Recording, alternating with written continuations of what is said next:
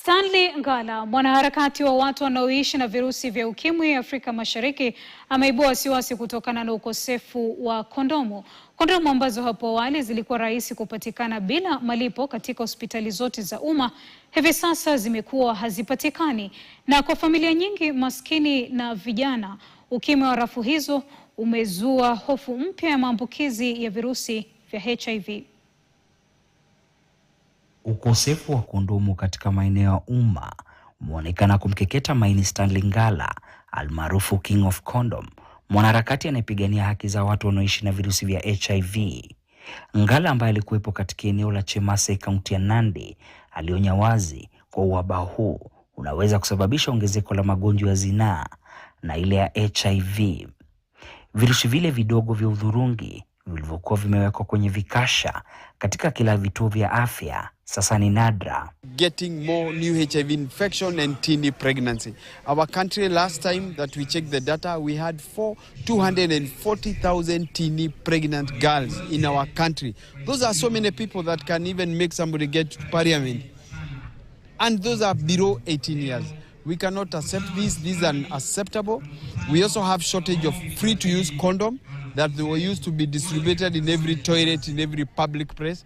They are now not given in public places. You can only get them in hospital. Ngala ana wasiwasi kwamba bila kinga watu watachukua hatari, kuchelewa kupima au kuambukizwa magonjwa ambayo yangezuiliwa. Kindly request the government to remove the taxation of condoms and other pads and things that are helping on our health, because it is damn expensive in management of those health conditions than even that taxation.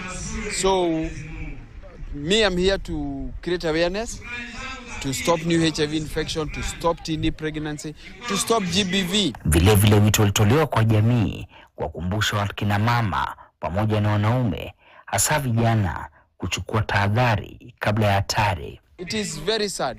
You send a university, you send your child to a university college, either come back dead, get a child, come home with a degree, or come home with a degree and a child. Most of the youths don't use condoms.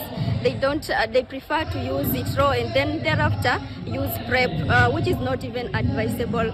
Na kama wasemavyo mficha maradhi kifo mumbua, kwa Ngala vikasha tupu vya kondomu ni ishara ya hatari ya maambukizi. Elvis Kosgei, KTN, katika kaunti ya Nandi.